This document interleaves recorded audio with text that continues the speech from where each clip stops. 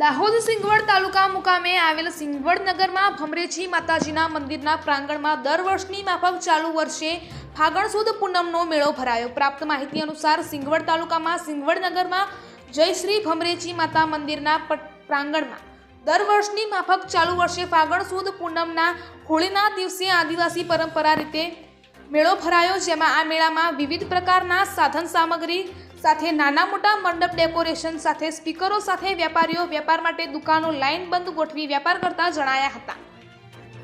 લોકો આજુબાજુના વિસ્તારમાંથી આદિવાસી પરંપરા રીતે કપડાં, પહેરવેશ, ઢોલ વાંસળી વગાડતા વડીલો, આગેવાનો તેમજ જનપ્રતિનિધિઓ, ભાઈઓ બહેનો, નાના અને મોટા બાળકો, સામાજિક કાર્યકરો મોટી સંખ્યામાં ઉમટી પડ્યા હતા।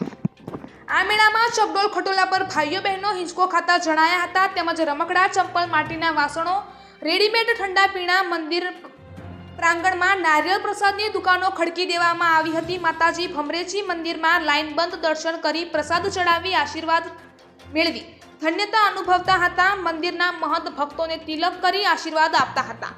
મેળામાં કોઈ અનિચ્છનીય બનાવ ન બને તે માટે ચુસ્ત પોલીસ બંધ ગોઠવવામાં આવ્યો હતો। મેળામાં આદિવાસી સમાજના લોકો મોટી સંખ્યામાં ઉમટી પડેલા જણાયા હતા। લોકો મોટા ઢોલ શાગ સાથે હોળીના ગીતો ગાઈ આનંદ માણતા હતા, રંગ ગુલાલ ઉડાડતા હતા।